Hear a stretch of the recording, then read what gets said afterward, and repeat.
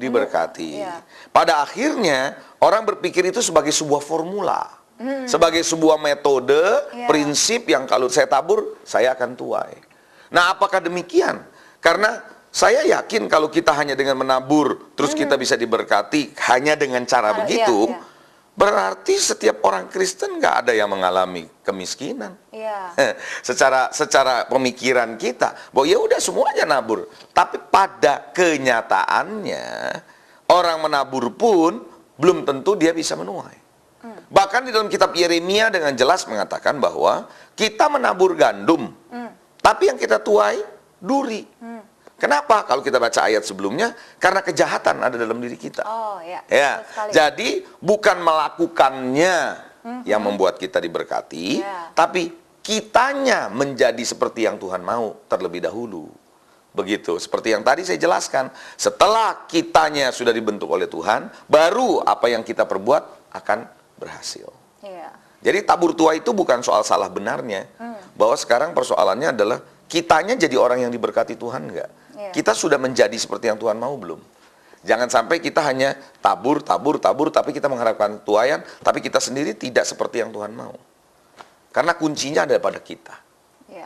Gitu. Kita jangan hanya berpikir kita tabur dan kita akan tuai, jadi tanpa kita mempunyai melewati proses yang Tuhan inginkan di dalam hidup kita Dan betul. Orang kadang-kadang berpikir kita menabur, ujungnya itu menuai untuk kekayaan diri sendiri.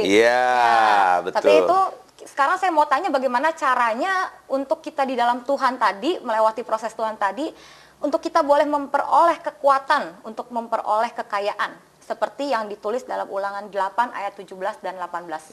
Memang di dalam Ulangan 8, 17, 18 kan mengatakan bahwa bukan kekuatanmu, bukan tanganmu yang menjadikan engkau kaya. Tapi engkau harus ingat Tuhan Allahmu yang memberikan kekuatan untuk memperoleh kekayaan. Nah, pertanyaannya adalah kekuatan itu apa? Nah, kekuatan itu saya yakin bukanlah kekuatan yang berasal dari eksternal. Bukanlah kekuatan yang datang apakah melalui penumpangan tangan dari seseorang, dari seorang hamba Tuhan. Bukan pengurapan dari luar datang kepada kita. Tapi kekuatan itu ditanamkan.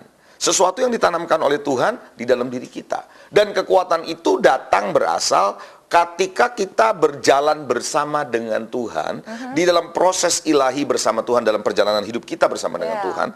Nah, disitulah kasih karunia Tuhan mulai turun, kemurahan Tuhan turun atas kita, dan akhirnya kita dibentuk seperti yang Tuhan mau. Saat kita dibentuk seperti Tuhan mau, maka kekuatan itu di-built in, ditanamkan dalam diri kita. Sehingga bukan berasal dari luar, diri kitalah yang mempunyai kekuatan itu. Itu yang terjadi dengan Ishak di dalam Kejadian 26. Ketika dia mengikuti apa yang Tuhan mau, dia tidak jadi pergi ke Mesir, dia ikuti, dia taat kepada Tuhan untuk tinggal di Gerar. Maka apa yang terjadi ketika dia menggali sumur bapaknya, sumur Abraham, maka sumur itu berbual-bual. Nah, ketika orang-orang yang ada di sekitar itu, orang Filistin, tidak suka mau mengambil sumur itu, dengan senang hati dia serahkan. Artinya dia tidak ada perlu mengajarkan pertengkaran, perkelahian dengan orang-orang yang ada di sekitar situ. Diserahkan. Kenapa? Dia tidak khawatir. Karena hidupnya tidak ditentukan oleh sumur. Hidupnya Ishak tidak ditentukan oleh sumur, tapi hidupnya Ishak ditentukan oleh kekuatan yang ada di dalam dirinya, yang Tuhan sudah berikan di dalam dirinya. Sehingga ketika dia pergi ke tempat berikutnya, dia gali lagi sumur, sumur itu berbual-bual. Seperti itu. Jadi, kita nggak usah khawatir kalau kekuatan Tuhan itu ada dalam diri kita. Kalaupun orang mau mencoba menghalangi kita, orang mencoba menipu kita, walaupun mungkin sekali waktu orang bisa menipu kita, tapi kekuatan itu selama masih ada di kita, kita dapat menghasilkan lagi. Dan bisa mengalahkan segala. Betul. Jadi kitanya ini yang menjadi kunci sebenarnya. Tadi kan Bapak bilang bahwa kuncinya adalah kita sendiri kan? Apakah dengan bisa saja cukup untuk kita bisa diberkati Tuhan, baik secara materi maupun non-materi? Apakah secara yang tadi Anda tanyakan, apakah dengan saja, artinya dengan diri kita sendiri yang dibentuk Tuhan itu sudah cukup? Nah, pertanyaan ini bagus, karena supaya pemirsa tidak hanya melihat bahwa yang penting kita sudah dibentuk, kalau sudah dibentuk ya udah cukup. Enggak juga, karena apapun kalau kita sudah dibentuk, tapi kalau kita tidak melakukannya, bagaimana kita bisa mendapatkan berkat itu? Jadi kunci awalnya adalah be, orangnya dibentuk terlebih dahulu. Kitanya harus jadi seperti yang Tuhan mau. Kitanya yang diikuti proses Tuhan. Nah, setelah kita mengikuti proses Tuhan seperti yang Tuhan mau, contohnya ketika Ishak tinggal di Gerar, dia tidak tinggal diam di Gerar, dia diam, ya udah sesuai seperti yang Tuhan mau begitu. Kalau dia nggak menabur, ya dia nggak menghasilkan apa-apa. Kalau dia menggali sumur, ya dia nggak mendapat apa-apa. Jadi bukan hanya sekedar be saja tidak cukup, tapi be adalah landasan. Landasan awal. Nah, ketika kita sudah dibentuk seperti yang Tuhan mau, maka kita harus bertindak. Maka kita harus melakukan. Saat kita melakukan, sebagaimana Mazmur berkata, apa saja yang diperbuatnya berhasil. Amin. Gitu. Jadi bukan lagi kita cuma berdoa, tapi kita harus bertindak. Setelah kita dibentuk, setelah kita ikutin proses Tuhan, kita harus bertindak. Tindakan itulah yang diberkati Tuhan. Kalau begitu tindakan seperti apa? Kalau pemirsa ingin bertanya-tanya gitu, tindakan-tindakan, bagaimana tindakan nyata apa yang kita harus lakukan untuk kita bisa memperoleh itu? Iya, tindakan yang harus kita lakukan adalah tindakan seperti yang Tuhan tetapkan. Sebagaimana di dalam Yosua 1 ayat 7 ayat 8 Tuhan berkata bahwa Yosua, engkau jangan menyimpang ke kanan, jangan menyimpang ke kiri. Sehingga kemana saja engkau pergi, engkau akan beruntung. Engkau akan berhasil. Ya, jadi kalau kita mau menjadi orang yang diberkati Tuhan, tidak ada jalan lain adalah kita harus menjadi dulu seperti apa yang Tuhan mau, lalu kita bertindak seperti yang Tuhan mau.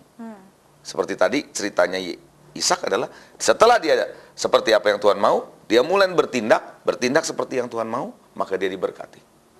Jadi bukan seperti tindakan yang kita mau. Bukan. Jangan. Saya juga yakin kalau kita sudah diproses oleh Tuhan, pasti kita tidak akan mungkin mau melakukan apa yang kita mau. Karena kita sudah diproses oleh Tuhan. Pasti kita juga mau melakukan kehendak Tuhan. Ya, jadi bukan kita sendiri yang membuat tindakan-tindakan tertentu ya.